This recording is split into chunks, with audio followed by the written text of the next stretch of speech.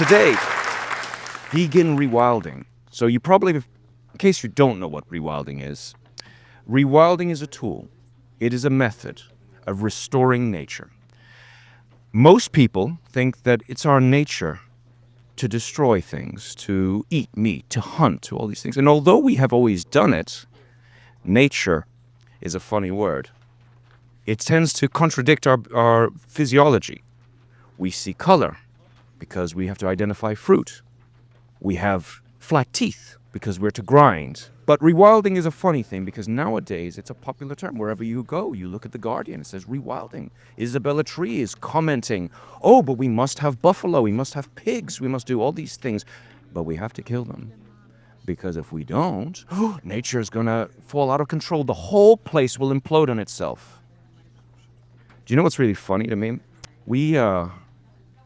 I have a garden, and a lot of people are really into gardening. Now, personally, I always thought that someone who gardens is probably insane because gardeners fight against the tide. You plant your peas, you go away for the weekend, there are weeds. Now you're going to fight the weeds. You're going to pull them out. You're going to attack them so you can have peace. Then you go away again for the weekend, they're back. These obnoxious little weeds. Because what you're doing is you're fighting nature, and those weeds are a response. So rewilding is a very interesting concept, and I'll tell you a little bit more about it now as I go. So you have to understand that I wasn't always vegan. In fact, I was one of those idiots that you hear about that said, "Where'd you get your protein, man?"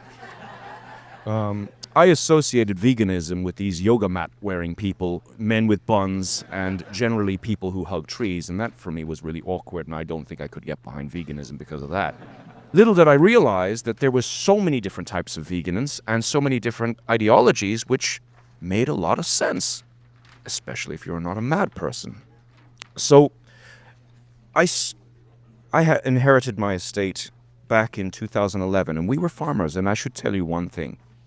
A lot of people have prejudice against people like myself because we are those evil landlords you read about in the papers. We are those people who crush the little people. And they're absolutely right. However, I wasn't always wanting to be the Darth Vader of Ireland, so, my family, we always tried to do other things. We always tried to use privilege as an opportunity to give back to our society. Because if you have a gift, the biggest crime is not to use it. So I inherited something that most people would dream about. Now, I will say it's a lot of work, so it's not all roses. Back to gardens again. But when I got mine, I was disappointed. I didn't know what I could do because I was bottom of the class. I liked the wacky backy. I'm going to tell you the truth. I did smoke a little bit of the old wacky backy back in the day, and I was a flunk out. And here I was with this gift. And every generation of my family has done great things. In fact, we're rock stars in Ireland. I have a saint in the family. I can say whatever I want and I get into heaven. It's brilliant. One of my great uncles was the starter of the co-ops, helped with the Women's Association, and even started the Department of Agriculture. And there's a little bit of a caveat to that. Also the industrialization of agriculture. See what I mean? Evil people, yeah. The problem is it's very easy to pass judgment on the past. In the past, we had problems. We had to produce food. We had to produce opportunity. Now, with every generation, we're greeted with new problems. Back then, they needed to create food. They needed to create agriculture. This brought wealth to the country, a country that had recently become independent, and it was falling apart. So through agriculture, a lot of Ireland's problems were solved. The only problem was there was a byproduct to that, and that was we destroyed nature. My place, which is 1,700 acres, when I first arrived, I asked my father, there's a lot of nature around here, but not many animals. I mean, I hear crows. Where are the animals? And my dad said to me, well, that's the cost.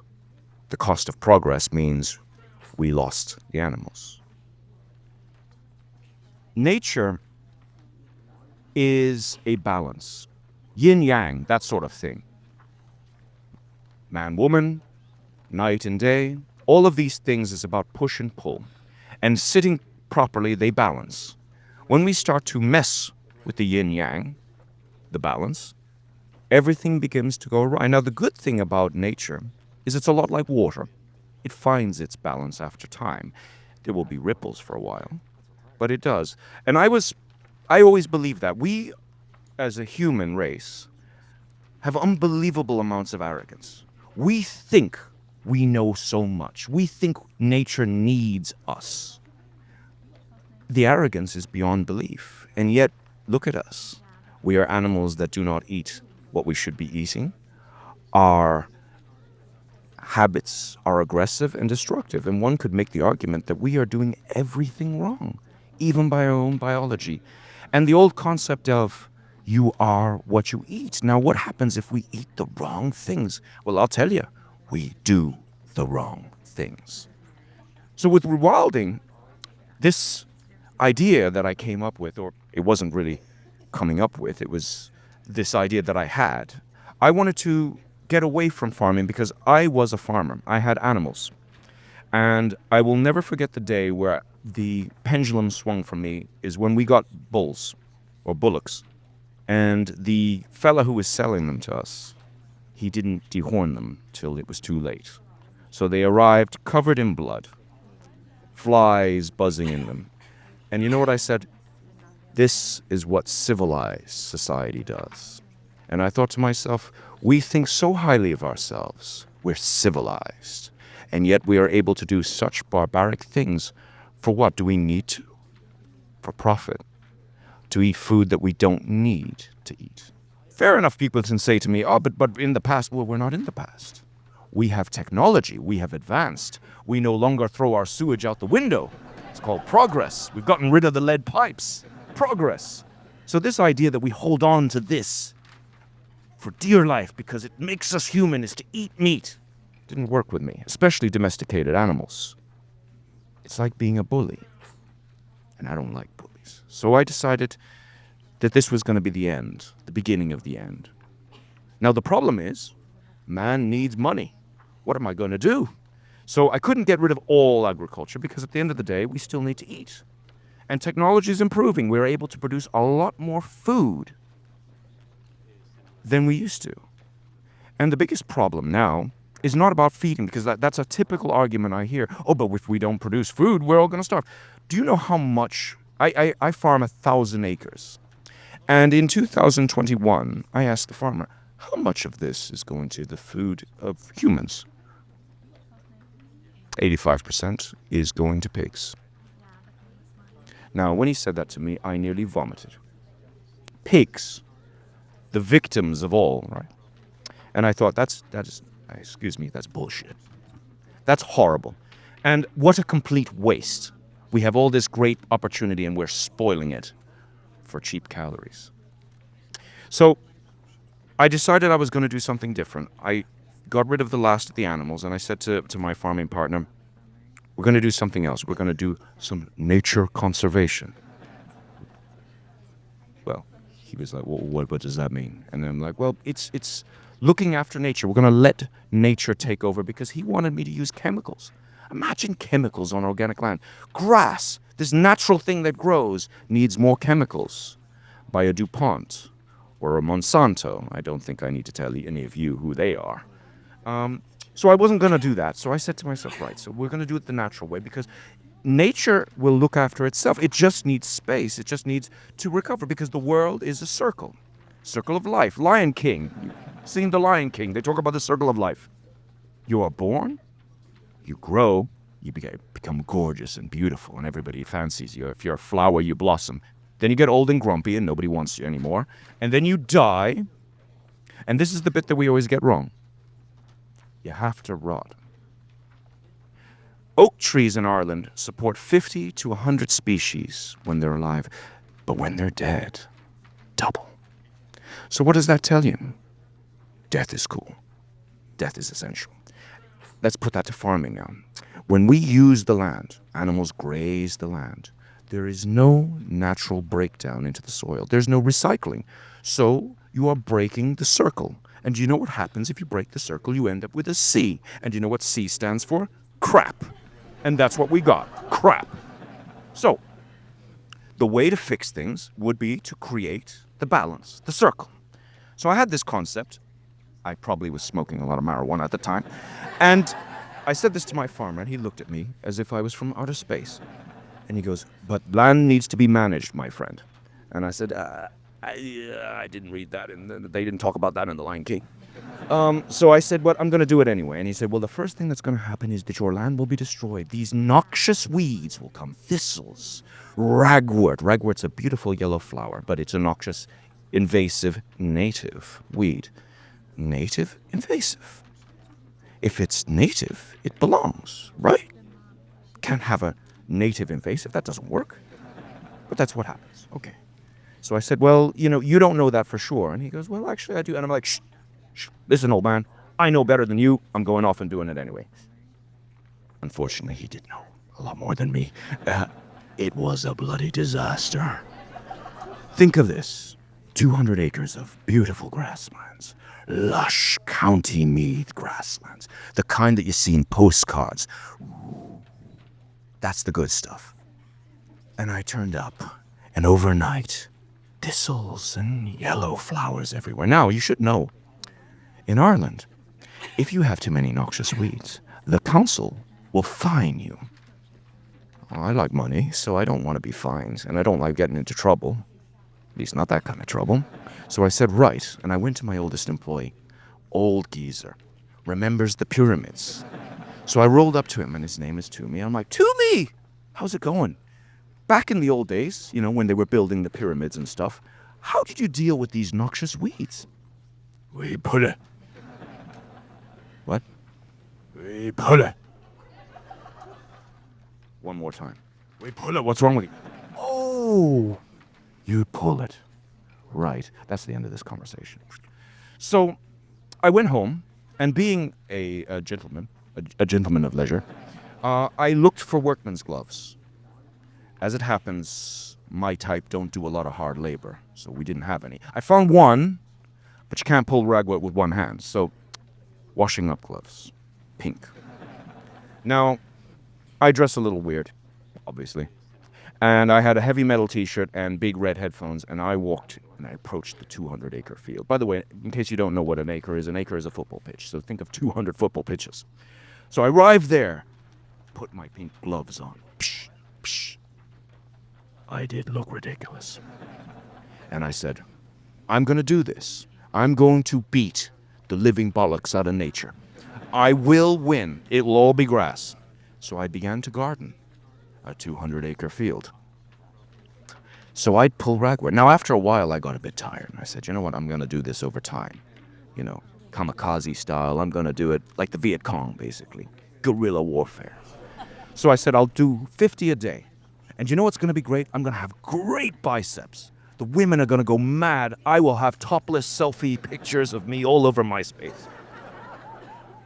So that began to happen. I had hands like a carpenter. I did have great biceps. Nobody noticed. My mom did say that I had quite nice biceps, but that wasn't the kind of attention I was hoping for.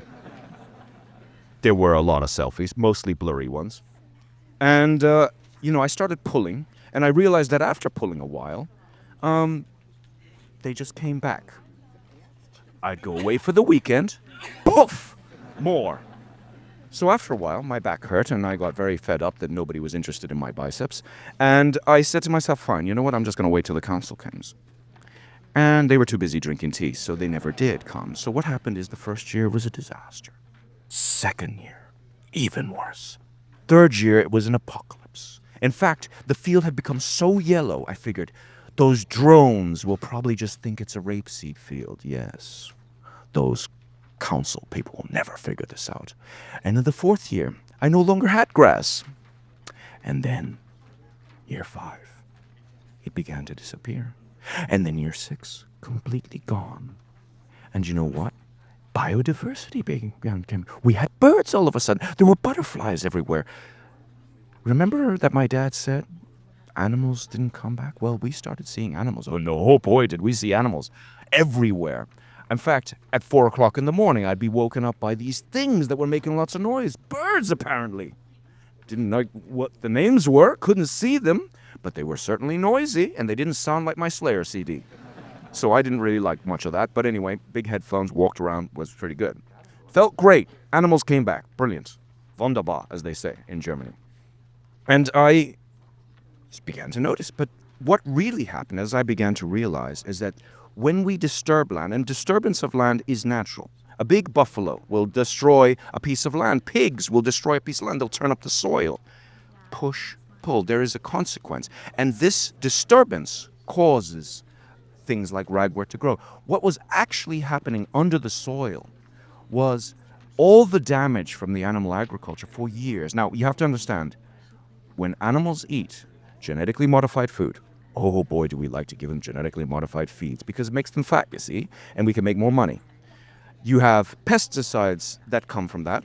You also have antibiotics, anti-worming medicines, so on, so on. In fact, you put a pharmacy into a cow. And all of that gets excreted, and guess what? That lands into the soil and it creeps in, poisoning the delicate structures of the soil. And these weeds, these invasive native weeds, are a response. They are the beginnings of repair. So what I was witnessing, my explosion of weeds, was actually the land recycling itself. And after a while, the reason why the plants disappeared, it was the beginnings of succession. And the succession plants started with those, then it turned into grasses. I started with 3 different types of grasses, and I ended up with 30 types of grasses. And I assure you it wasn't me walking around throwing seeds everywhere as I went. No, because with the insects that came from the long grass, we had more birds, and the birds brought what? Seeds. Biodiversity, new gene pools, everything recycling. Common birds came first, then birds of prey, and then the rarer birds. There was abundance. It was brilliant. And I became great. I have done something, and apparently it's called rewilding. I like that word, rewilding. It's kind of sexy. T-shirt. Yeah.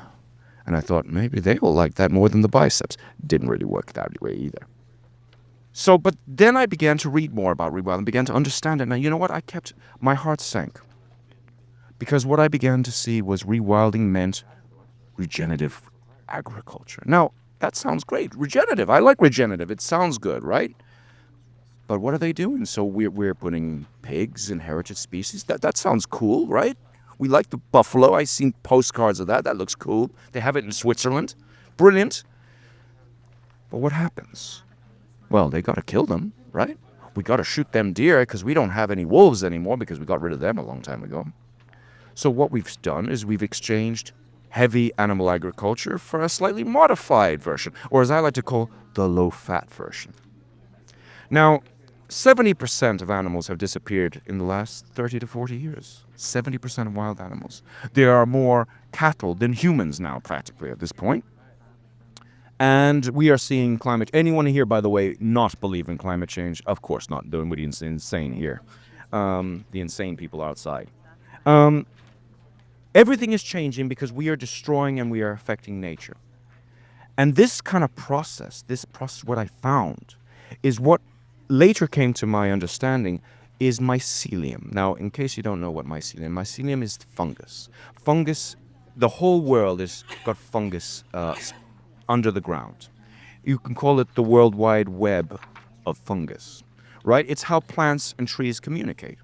And they are able to balance themselves and work with each other in unison because they are units or they are systems. You see, in our Western society, we have promoted the American dream, which is all about individualism, but we are not individuals, we are societies. And let me give you an example. In a society, we work as a society for the betterment of the society. As an individual, we're only working for ourselves, and we end up bouncing and knocking into each other. And bring that to the plant world. You cannot have an oak tree without having all the other things attached to it. Because, for example, when an oak tree is being attacked by larvae, it gives off certain smells. And that will attract wasps. And wasps will attack the larvae. Everything works in unison. So the thing that regulates that is this mycelium network that is under the soil.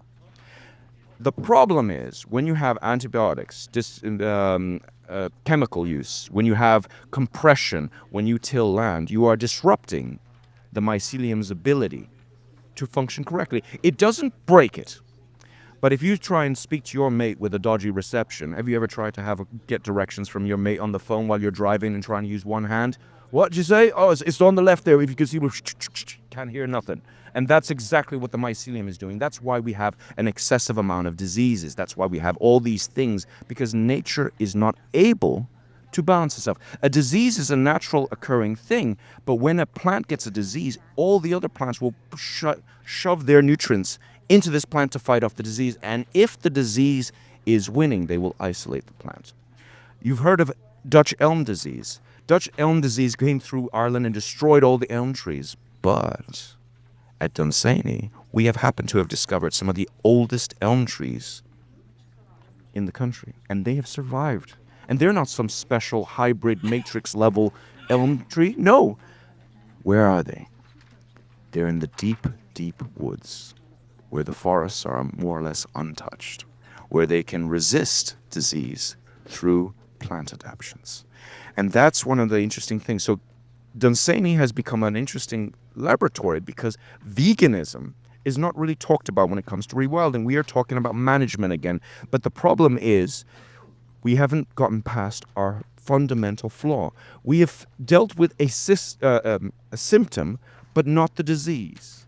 The disease is our own behavior. If we allow nature to go and do its process, now that means we have to be patient. That means you're going to have to embrace the weeds. Garden's going to be wrecked. No more golf courses. If we embrace nature, nature will cycle, it will adapt. And the mycelium network will regulate itself. Here's what happened at Dunsany. And biodiversity comes, and animals come, and all that stuff. That's all part of it. But what will happen ultimately is this adaptation becomes resistant. Dunsany has very little to no ash dieback, which I'm sure you heard. Ash dieback, by the way, in case you don't know, is a thing that is wiping out the ash tree.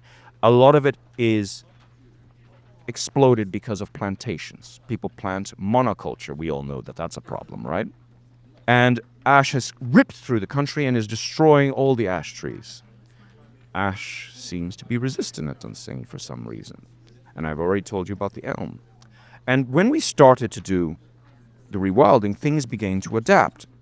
And I believe it's to do with the mycelium network, because one of the interesting things about systems is systems are there to protect themselves.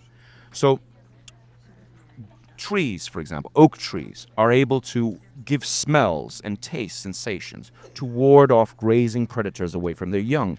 This connection from the mother tree is able to regulate and protect their young. Now, oak trees do not have a nervous system. It's not a knee-jerk reaction. It can take hours.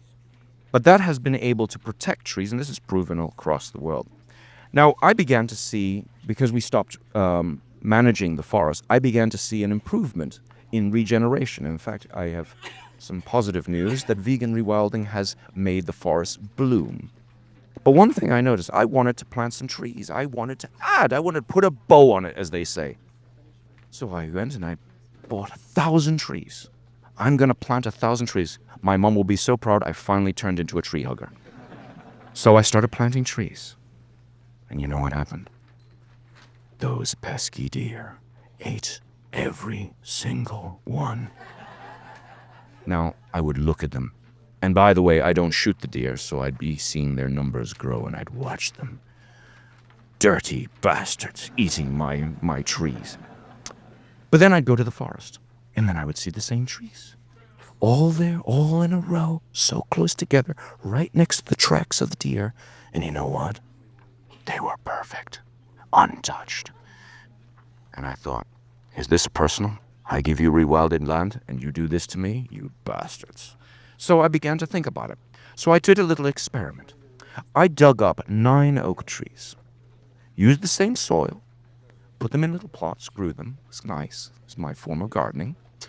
And then I planted them 3 oak trees in between naturally seeded oaks in one forest, 3 oaks in another, and 3 oaks in a third. And then I left for 30 days. And I came back, and you know what I saw? All 9 of my oaks were gone, and the trees on either side untouched. What does that mean? Well, think about it. When you have a plant and you open up the ground, you are severing the mycelium connectors. Now you put it in the ground. It could be months, it could be years before those little connections have plugged in. So they don't have the protection of the forest. They don't have the same chances, even though they're the same trees from the same source and the soil is the same. So I began to see this transformation. And then something really strange happened.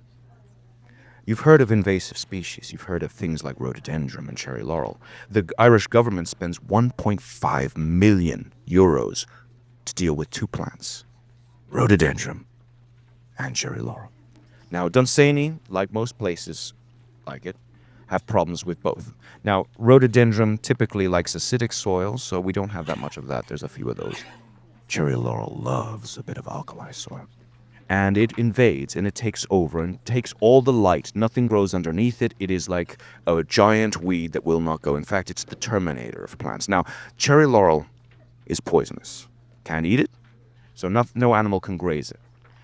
If you cut it, it releases cyanide into the air. So in fact, when you see an obnoxious farmer, cutting his bushes without a mask on, smile.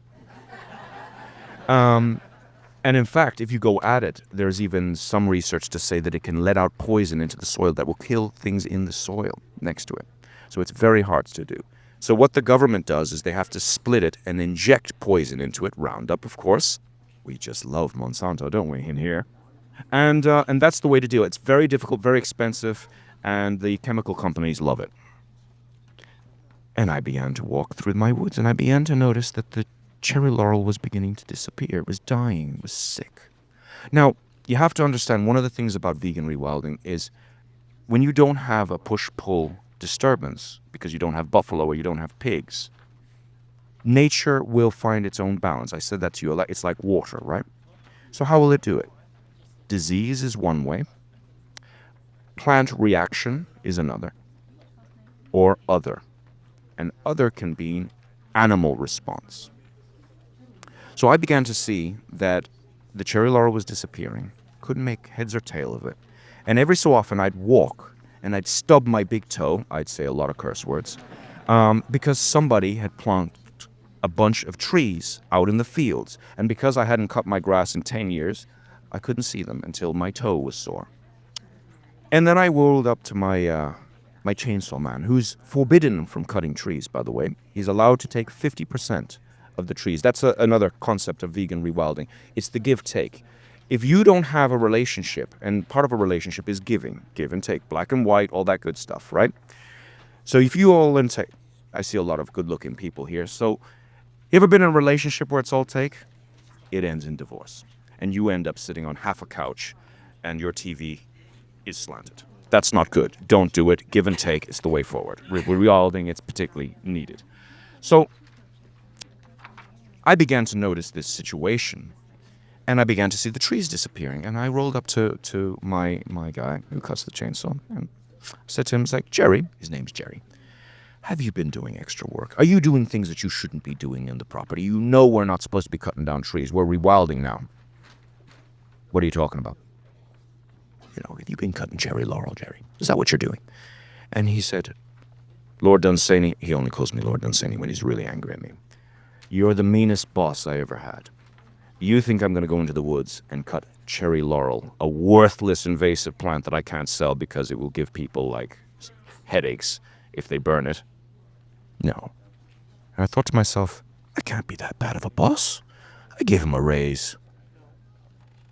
I've never given him a raise. Oh, Jesus. I'm worse than the prison service? Jesus. Okay, anyway, moving on. So it wasn't you. No, it's not me. And then one day, as I was walking, considering life, listening to the new Dying Fetus album.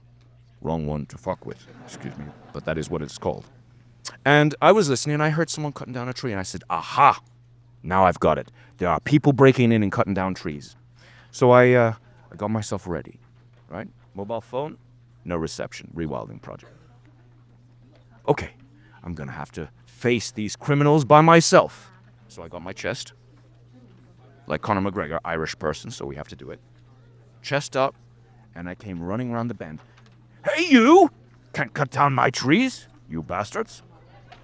And there was nobody there, and I was like, I finally lost my mind. I've been rewilded. It's official. And then I saw it. 2 stags. They were hammering a tree. And not some David Attenborough, Channel 4 stuff, deer kind of scraping. No, not that stuff. I'm talking more like the Warner Brothers, Woody Woodpecker, all that good stuff. Hammering the tree. And I stopped with a stupid look on my face as I watched these 2 deer charging at this tree and hitting it. And as one would hit, the other would watch and then come around. It was like WWF. And then they noticed me, and there was a moment, like a Mexican standoff. And I had my hand ready, slipping, going for the pocket. Don't want to scare him. Ugly deer who eat my trees. And I slipped my hand in to grab it's not a gun, I'm a vegan. Pulled out my Samsung phone. Crap phone. And I pulled it out to take a picture. I'm going to get this on video. Wiggly line thing. Nope, it's raining, so my phone is moist. Still doesn't work. Now I need a PIN number. Oh, for God's sake.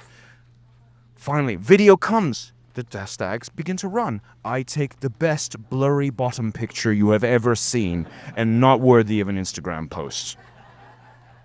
If I was more artistic, I could have claimed that it was modern art, but it wasn't. It was a blurry bottom of a deer. Not great. And I thought to myself, damn, no Instagram. That was weird. Weird. And I kept walking back to dying fetus. We began to realize that the deer were destroying the trees, and they were ripping them. Because one of the things, as I told you, plants are able to communicate, but they don't have a reflex. So one of the ways to destroy cherry laurel is to strip the bark. The bark is how it feeds itself. All the nutrients go through the bark in the membrane. And the deer were stripping the bark. So it was slowly, the trees were dying, the branches were dying. And in fact, whole areas of cherry laurel were disappearing. Now, it wasn't everywhere. They were targeting an area, stressing it over time. Remember, no reflex. And those trees were dying, and underneath, I began to see new trees coming through. That's weird. So I did a Google search. Has deer ever done this? Guess what? No.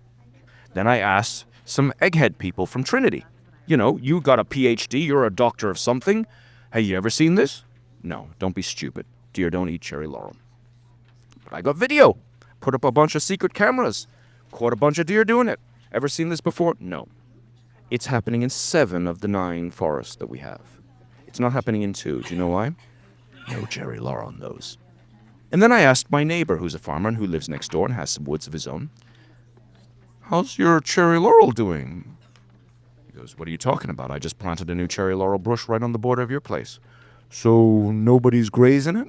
Don't be stupid. Deer don't eat cherry laurel.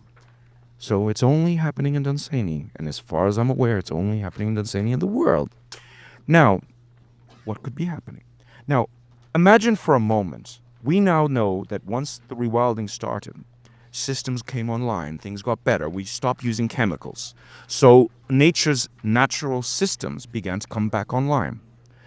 Add that to an extension. Now, I should point out that these forests are very old. Mature systems means more mycelium, right? Younger the system, the more prone to disease and problems. But the more mature, so like the Amazon, extra, it's Jedi level mycelium. These systems began to connect themselves because remember that these fields that I were rewilding were also the ways between them. So there was a connectivity. That's where we began to see. Now, if you were a system and you don't have a wolf, how would nature handle invasives? Because if we left, if human race disappeared tomorrow, poof, would the whole world be rhododendron and cherry laurel and a whole bunch of deer? Or would nature adapt? Well, I can tell you now that these are signs of adaptation because this doesn't happen. The deer are fine. There are more numbers. I don't shoot them. Yet we have more biodiversity, more increase of trees. The ones I plant get destroyed, but the ones that are coming naturally keep going. All of this is happening without one bullet, without that, oh, but we need to manage nature. The only management of nature I notice is every so often I get to admire from afar a wild animal. And remember that wild animals behave differently. They are connected to the land. We ourselves are domesticated. We walk around with shoes. We have earplugs on. We can't even go for a walk without having to put a stories on Instagram.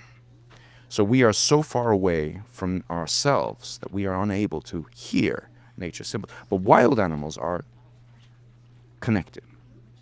How would nature fix a problem with the woods? It would maybe in the same way it keeps predators away from its young, it can attract predators to its enemy.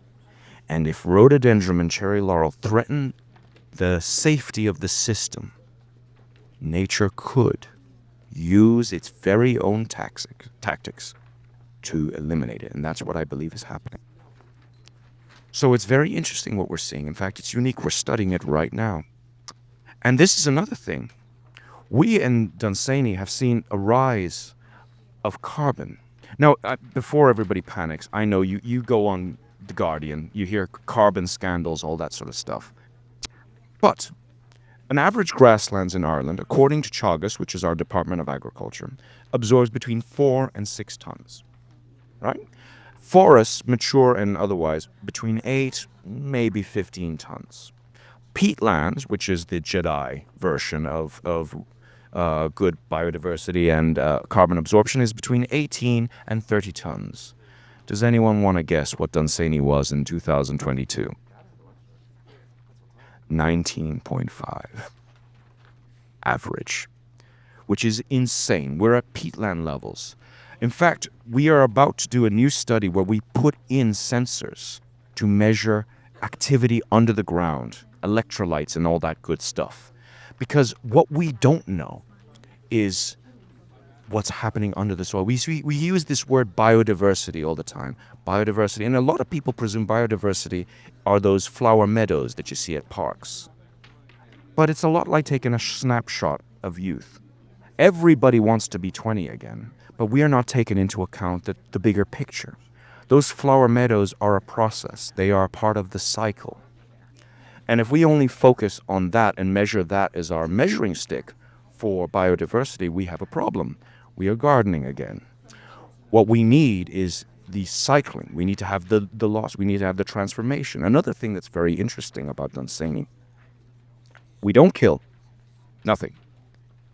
Sometimes we kill our ears with our music, but apart from that, we do not kill and we do not manage. We allow everything to naturally take its place. So one of the things that panicked me and one of the things that I commonly take criticism from is people say to me, oh, but you know what? You have a lot of grass. I don't see a lot of wildflower meadows.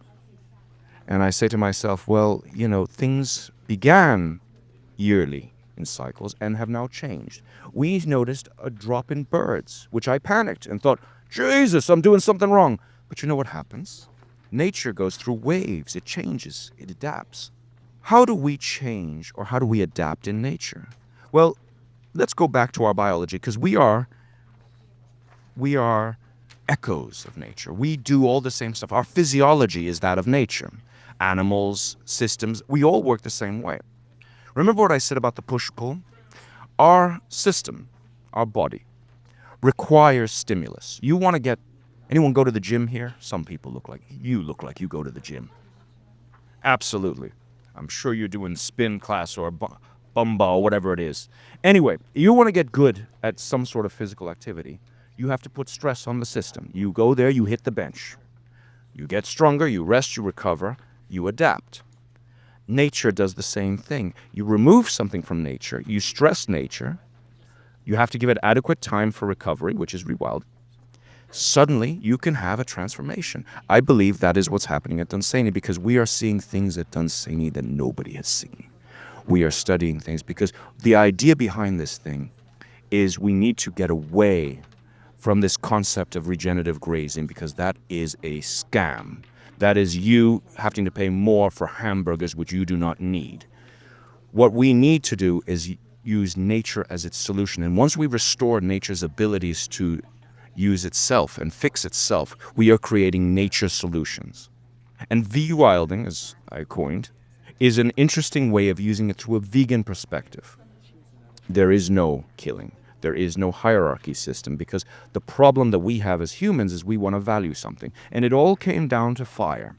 You see, that's probably when everything went wrong for us. When we created fire, we managed to do something that no other species was able to do. We became creative. We started cooking our food. It was great. Could cook lentils and beans. It was brilliant. However, we also started cooking meat, and that means we spent less time chewing, less time doing things that we were supposed to. We got further away from our natural biology. You ever wonder why you have to go to the dentist to get your teeth fixed? Because you don't spend that much time chewing. And the fact of the matter is by allowing nature, by going back to nature, and that's what vegan rewilding is, because we are supposed to eat fruits and vegetables. We are supposed to stay away from that. When we started cooking our food, we went further and further away from our natural diet, and that changed our natural mind. And we had progress. We got planes, all that good stuff, but we lost the fundamentals of what we should be. We are plant-based eaters. We are vegans. And nature has a chance. The good news is, despite what you read in The Guardian, nature has the ability to bounce back. But it's not going to bounce back with a low-fat version. It's going to bounce back with a vegan version. Vegan rewilding, people. Thank you so much.